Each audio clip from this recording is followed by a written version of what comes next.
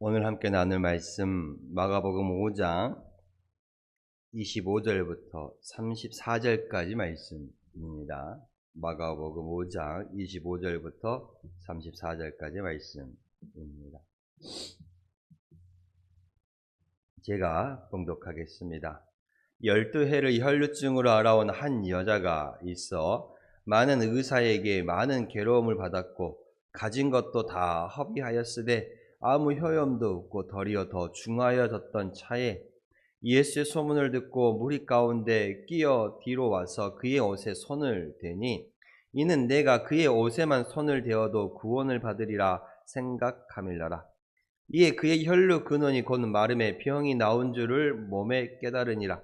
예수께서 그 능력이 자기에게서 나간 줄을 곧 스스로 아시고 무리 가운데서 돌이켜 말씀하시되 누가 내 옷에 손을 대었느냐 하시니 제자들이 여짜오되 무리가 에워싸 미는 것을 보시며 누가 내게 손을 대었느냐 물으시나이까 하되 예수께서 이 일 행한 여자를 보려고 둘러보시니 여자가 자기에게 이루어진 일을 알고 두려워하여 떨며 와서 그 앞에 엎드려 모든 사실을 여쭈니 예수께서 이르시되 딸아 내 믿음이 너를 구원하였으니 평안히 가라. 내 병에서 놓여 건강할지어다. 아멘. 오늘은 저번 시간에 잠깐 보았던 이 혈루증에 대한 혈루증을 알아왔던 여인에 대해서 함께 말씀을 나누어 보겠습니다. 오늘 말씀의 제목은 믿음이 길을 연다입니다. 한번 따라해 볼까요? 믿음이 길을 연다. 그렇습니다. 오늘 본문은 이 한 여인의 그 절박한 믿음이 그 어떻게 주님의 능력과 연결되어서 놀라운 치유의 역사가 일어났는지를 보여주고 있습니다. 이 여인은 12해, 12년 동안 이 혈루증이라는 병을 알아왔습니다. 그 오랜 세월 고통받으면서요, 사회적으로도 그리고 영적으로도 또 경제적으로도 참 많이 무너져서 참 어떻게 보면 철저히 고립되어 있는 상황이었습니다. 그 절망적인 상황 가운데서도 이 여인은 포기하지 않았습니다. 그녀는요, 내가 예수의 옷에 손만 대어도 낫겠다. 뭐라고요? 예수의 옷에 손만 대어도 낫겠다. 라는 간절한 믿음, 그 믿음 하나 가지고 주님께 나아갔습니다. 오늘 저희는 이 말씀을 통해서 이 사실을 배웠으면 좋겠습니다. 믿음은 절망 끝에서 새로운 길을 여는 열쇠라는 거예요. 믿음은 절망 가운데 새로운 길을 여는 열쇠입니다. 절망의 자리에도 믿음은 남아 있습니다. 오늘 본문 25절 이렇게 말합니다. 12해 동안 12해를 혈루증으로 알아온 한 여자가 있어. 12년 동안 혈루증이라는 병을 알아온 여자가 있다랍니다. 이 짧은 구절 속에 이 여인의 인생이 들어가 있어. 이 여인의 인생. 12년이라는 그 시간은요, 단순히 긴 세월을 말하는 것이 아니에요. 이 여인에게 있어서 희망이 말라버린 시간이에요. 그 12년은 희망이 말라버린 시간이었습니다. 그녀는 이 병을 고치기 위해서 많은 의사들을 찾아갔어요. 이름 있는 의사들은 다 찾아가 봤다라고 봐도 될 것 같습니다. 그 의사를 찾아가면서 많은 고통을 당했지만, 그리고 이 병을 낫기 위해서 가진 것 다 허비했지만 효과가 없었어요. 차도가 없었습니다. 오히려 병이 더 중화됐습니다. 악화됐다라. 오늘 성경에서 말하는 혈루증은요,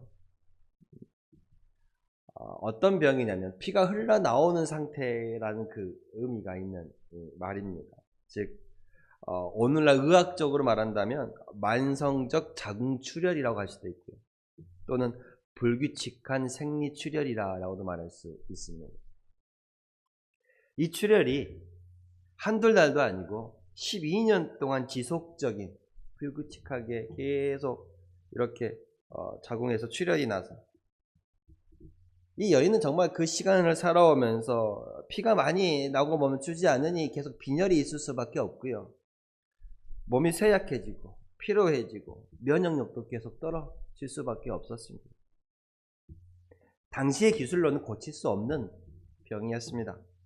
그러니까 당시는 거의 의학적으로 불치병이라고 말할 수 있는 병이지요. 12회의 혈루증을 알아온 한 여자가 있어 많은 의원에게, 많은 의사에게 많은 괴로움을 받았고 가진 것도 다 허비하였으되 아무 효험도 없고 도리어 더 중하해졌다라고 말하고 있습니다. 참 힘들죠. 이 혈루증을 걸렸다라는, 이 병에 걸렸다라는 의미는요, 또한 종교적으로도 율법적으로도 참 부정한 자로 여겨졌습니다. 그 당시 여인이 살고 있던 유대 사회에서 구약 율법에 피의 유출은, 피가 몸 밖으로 나온다라는 것은 곧 그 사람이 부정하다라는 의미였어요. 특히 레위기에서 15장 25절과 27절에 이러한 피에 대한 규례가 나와 있습니다. 그래서 이 혈루증, 피가 계속 흐르는 이 여인은요, 항상 어떤 상태냐면 부정한 상태가 되는 거예요. 부정한 상태. 그러니까 이 부정한 상태니까 그녀가 누운 자리도 부정해지는 거예요.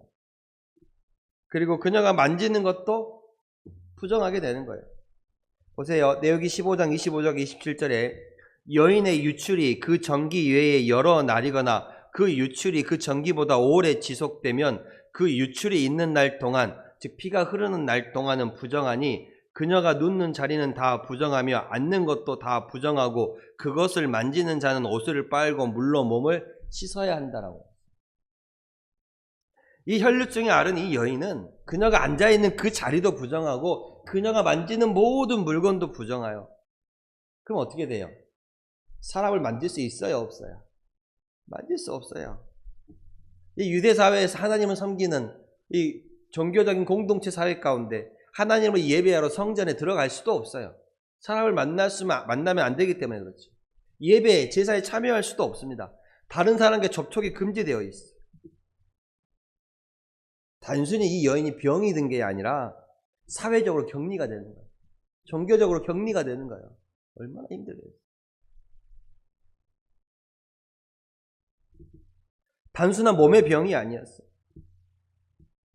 단절을 가져오는 거예요. 사람과의 단절이 가져오고요. 사회와의 단절을 가져오고 종교와의 단절을 가져오는 거예요. 가족 가운데서도요. 그렇죠. 누구와 같이 식사할 수도 없어요. 만질 수도 없고 접촉할 수도 없기 때문에 내가 만지고 접촉하면 그 사람도 부정하게 되는 거야. 내가 앉아있는 곳 그 자리 역시도 부정하게 되니 사람과 같이 할 수 없는 거예요. 그러니 가족들에게 이 여인은 짐이 될 수밖에 없는 거예요. 경제적으로도 마찬가지죠. 어떤 물건을 만질 수가 없으니 만지는 것마다 부정하게 되니 이 일을 할 수 있겠어요, 없겠어요? 일도 못하는 거예요. 경제적으로 피폐해질 수밖에 없어요. 가난해질 수밖에 없습니다. 사회적으로는 어떨까요? 사회적으로는 당시 유대 사회에서 이러한 여인의 출현은 부끄럽게 여겼습니다. 그리고 하나님의 징벌로, 하나님의 죄로 해석하기도 했어요. 그러니 어떻게 돼요? 죄를 받아서 징계를 받는 자, 하나님께 벌 받은 자는 손가락질 받을 수밖에 없는 거예요. 의학적으로도 고칠 수 없는 병이잖아요. 의학적인 한계가 있고 사회적으로 배제가 돼. 어떻게 할 수 없는 이 상황 가운데 단순한 질병이 아니었던 거예요. 그녀가 살고 있는 이 유대 사회에서는 이 질병은 부정한 자로 취급됩니다. 누구와 만날 수도 없고 말할 수도 없고 만질 수도 없고 모든 접촉이 금지되어 있어요. 그럼 어떻게 해요? 혼자 외로이 따로 살아갈 수밖에 없는 상황입니다. 근데요, 놀랍게도 이 여인은 완전히 절망하지 않았어요. 모든 것을 다 내려놓지 않았어요. 그녀의 마음에는 여전히 뭐가 남아 있었냐면 예수에 관한 소문이 남아 있었어요. 그 소문이 이 여인의 믿음의 불씨를 살려냈던 거예요. 예수를 만나면 회복될 수 있다라는, 예수님이 모든 병든 자들, 각종 병든 자들 고치셨다라는 그 소문을 듣고 누구에게 희망을 두는 거예요? 누구에게 소망을 두는 거예요? 예수님께 소망을 두는 거예요. 이 여인이 그랬잖아요. 많은 의사들을 찾아가 봤어요. 가진 것도 다 허비했어요. 효과가 없었어요. 효과가 없었어요.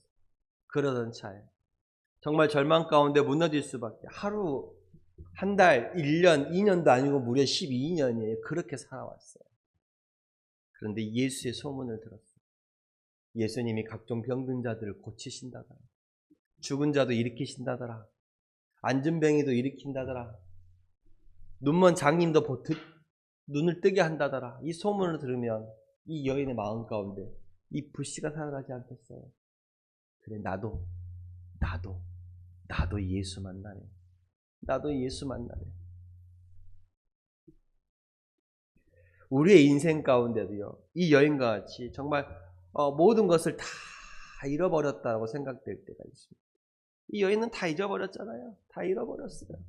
아예 사람을 만날 수조차 없으니, 만질 수조차 없으니, 그녀가 있는 그곳 자체가 다 부정하게 되니, 가족과도 사회와도 종교적으로도 다 부정한 자로 취급되니 어찌할 수 없는, 심지어 이 병을 고쳐보려고 많은 노력 가운데 여기저기 다 찾아봤는데 소용이 없는 거예요. 이 가지고 있던 재물만 다 날려버렸어요. 그러나 그런 절망 가운데서도 주님께서는 믿음 가지고 남아 있는 사람을 찾으시는 거예요. 사람이 내가 돈은 다 끊겼어도, 물질은 다 끊겼어도, 힘은 내가 다 끊겼어도 우리는 예수께로 가면 된다라는 믿음 하나는 남겨두셔야 해요. 예수면 된다라는 소망 가운데 살아가셔야 해요. 그 믿음이 절망에서부터 다시 일어날 수 있는 힘이 되는 거예요. 예수면 된다. 내가 예수 찾아가면 된다. 내가 예수 가운데 예수 붙잡으면 된다. 그 믿음. 작지만 순종하는 그 믿음이 능력을 이끌어내는 거예요. 오늘 뭐라 그래요? 여인이 이렇게 말합니다. 내가 그의 옷에 손만 대어도, 그의 옷에만 손을 대어도 구원을 받으리라. 내가 그의 옷에 손만 대어도 구원을 받으리라. 그리고 이 여인은 몰래 예수님 뒤로 가서 예수님의 옷자락을 만졌어요. 이 여인의 행동이 정말 큰 용기가 있는 행동이에요. 말씀드렸잖아요. 이 여인이 만지는 모든 것마다 부정하게 되는 거예요. 만지는 물건도 부정이요, 만지는 사람도 부정이요. 그 만지는 부정하게 된 사람들은 물로 깨끗하게 자신을 씻고 또 다시 죄사함을 위한 또 여러 가지 일들을 행해야 해요. 얼마나 번거로워요. 이 여인이 예수님을 만진다라는 것은 예수님도 부정하게 된다라는 의미예요. 사람들과 접촉할 수 없어요. 자신이 접촉하는 모든 것은 다 부정하게 돼요. 근데 그 여인이 예수님을 만지겠다라는 것은요, 그 당시로 말로 하면 내가 이 사회의 율법을 어기겠다라는 말이에요. 하면 안 되는데 하면 안 되는 것을 하겠다라는 거예요. 이 병을 낫고자 예수 만나면 된다. 작은 소망 하나 가지고 율법을 어기는 그 행위까지 감당하면서 사람들 틈에 끼어서 예수님의 옷자락에 손을 대었어요. 그 당시로는 할 수 없는 일, 금지된 일, 하면 안 되는 일을 이 여인은 모든 것 다 예수면 된다는 생각 하나로 나아간 거예요. 그러니까 예수님 옷자락 그 만지는 행위 자체도 그 당시에는 참 쉬운 일이 아니었다라는 거예요. 그녀가 만지는 모든 것은 다 부정되니까, 부정된 것으로 여겨지니까 내가 만지면 예수님도 부정하게 되는 거야. 그러면 예수님과 함께 있는 모든 사람들도 다 부정하게 되는 거야. 왜요? 예수님은 부정하게 됐으니 부정하게 된 사람은 또 만지면 또 부정하게 되는 거야. 그러니까 참 큰 죄를 짓는 일이었어요. 그럼에도 불구하고 이 여인은 단 하나의 작은 믿음 가지고 예수님 옷에 손을 대었어요. 어떤 작은 믿음이에요? 내가 그의 옷에 손만 대어도 구원을 얻으리라. 내가 그의 옷에 손만 대어도 구원을 얻으리라.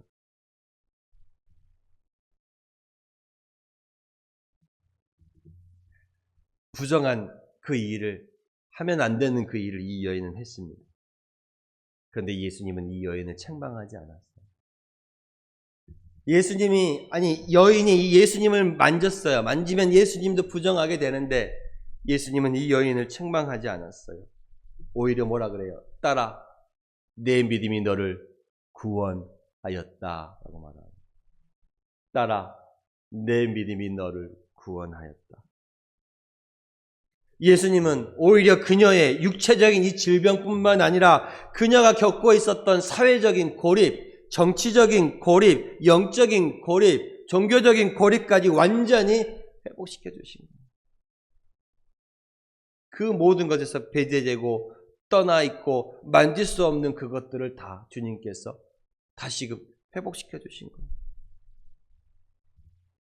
율법을 넘어서는 궁일의 치유였지. 예수님은 이 여인의 그 율법의 그 저주를 다 끊어버리시고 믿음으로 잡아 일으켜 세워주셨습니다.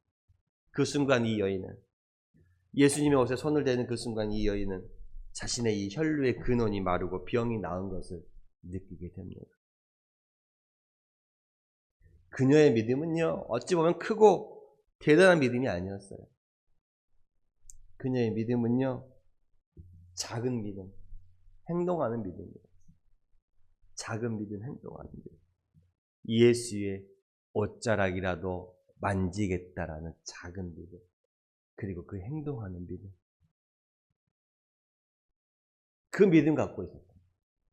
내가 예수님의 옷자락만 손을 대어도 구원을 얻겠다. 그 믿음 가지고, 그리고 그 당시 할 수 없는 행동하는 믿음을 가지고 나아갔습니다. 그 믿음이 예수님의 능력과 연결이 된 거예요. 그 믿음이 놀라운 치유의 역사를 이 여인에게 보여주었던 것입니다. 예수님께서, 그 여인이 예수님 옷자락에 손을 대자 예수님께서 뭐라 그랬어요? 내게서 능력이 나갔다라고 말하고 있어요. 내게서 능력이 나갔다. 단순히 어떤 마법적인 치유를 말하는 게 아니에요. 그 믿음의 접촉을 통해서 주님과 교감이 이루어졌고 주님과 교제가 이루어졌다라는 거예요. 그녀의 작은 믿음, 그리고 행동하는 믿음을 통해서 주님과 깊은 교제가 이루어졌다라는 거예요. 주님도 알게 된 거예요. 내게 능력이 나간 것.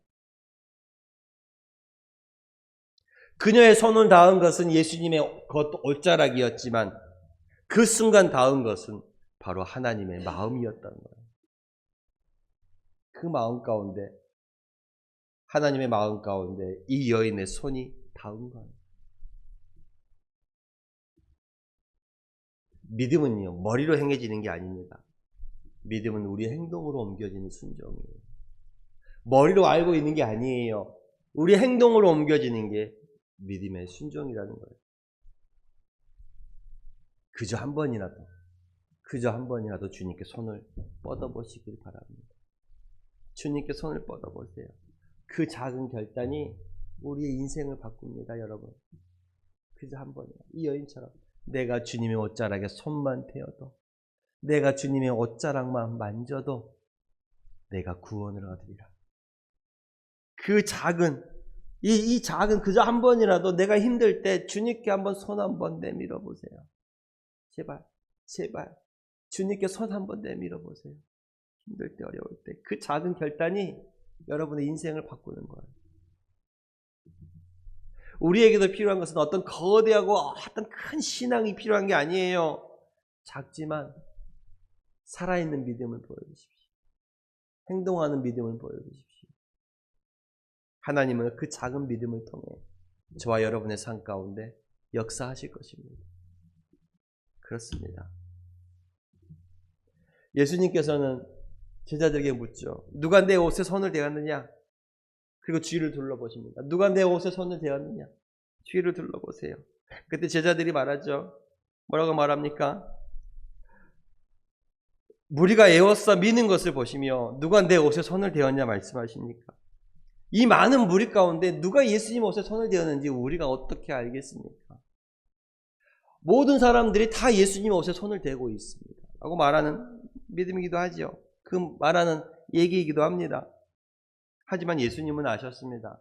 단순히 사람과 사람 사이에 밀고 움직이는 그 가운데 스치는 그 행동이 아니라 자신의 옷자락에 손을 이었던 믿음의 손길을 물어보시는 거예요.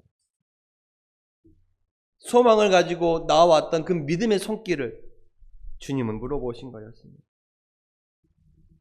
누가 내 옷에 손을 대었느냐?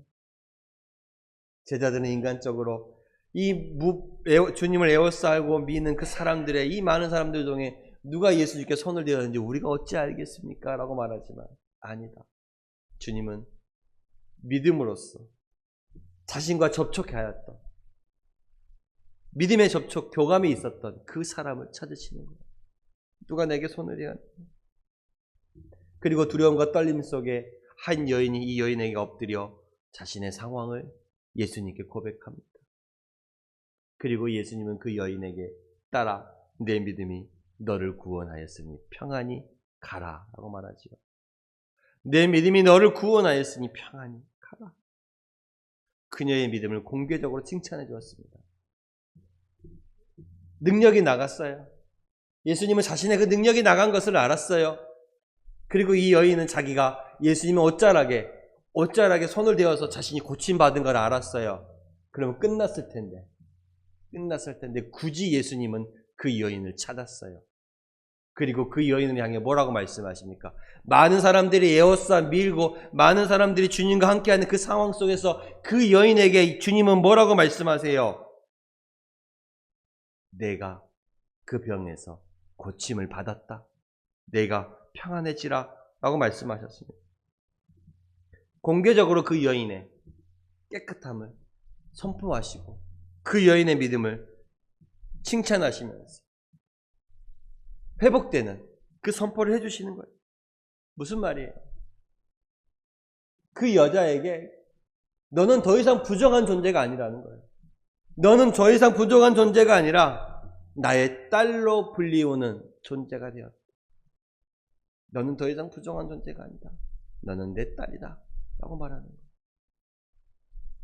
다가올 수 없고 만질 수 없고 접촉할 수 없는 그러한 이제는 더 이상 부정한 존재가 아니라 내 딸로서 내가 너를 구원하겠다, 받아들이겠다라는 의미예요. 그걸 많은 사람이 공개적으로 주님이 말씀을 하신 거예요. 하나님은 믿음의 손을 내민 자를 결코 외면하지 않으십니다. 결코 외면하지 않아요. 내 믿음이 작아도요, 내 믿음이 조용해도 주님은 알고 계세요. 주님과 교감하고 주님과 교제하면 그 믿음, 그 작은 믿음, 행동하는 믿음이 주님과 만나면 주님은 아세요. 내 작은 믿음도, 내 조용한 믿음도 주님은 아세요. 그리고 주님은 우리에게 말씀하시고 찾으십니다. 누가 내 옷에 손을 대었느냐? 누가 내게 나와왔느냐? 누가 내게 부르짖었느냐? 주님은 찾아요. 그러면서 말하죠. 내가 너를 구원하였다. 평안하라. 평안하라. 주님 말씀하십니다. 그리고 그 상처까지 치유해 주시는 거예요. 회복시켜 주시는 거예요. 믿음은요, 단순히 우리가 가지고 있던 육체적인 질병의 그 문제만을 해결해 주는 게 아니었어요. 그 여인의 병든 그 심령의 모든 문제들까지 해결해 주었어요. 사회적으로도, 종교적으로도, 영적으로도, 그리고 육신적으로도 막혀 있고, 갇혀 있고, 배제되어 있고, 부정되어 있던 그것들을 예수님은 구원으로 인하여서 모든 것을 다 회복시켜 주셨던 것. 12년 동안 고통받았던 이 여인을 회복시켰던, 변화시켰던 것은요, 그 여인이 예수님께 손을 내었던 단 한 번의 손길이었어요. 단 한 번의 손길. 단순히 예수님의 옷자락을 만지는 믿음의 행위가 아니라 예수님이면 된다라는 그 신뢰적인 표현이었다라는 거예요. 내가 예수의 옷자락만 만져도 구원을 얻으리라. 예수의 옷자락만 만져도 구원을 얻으리라. 그리고 직접 행동했던 그 작은 내미는 그 손길로 인하여서 예수님은 뭐라 그래요? 딸아, 내 믿음이 너를 구원하였다라고 말합니다. 주님이면 된다. 나는 믿음으로 손을 대었고 그 믿음이 너를 구원했다라고 주님 말합니다.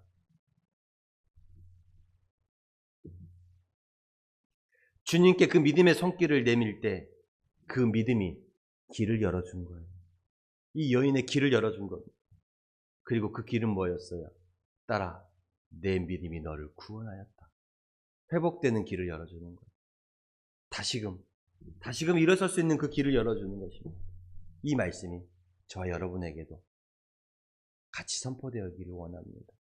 딸아, 내 믿음이 너를 구원하였다.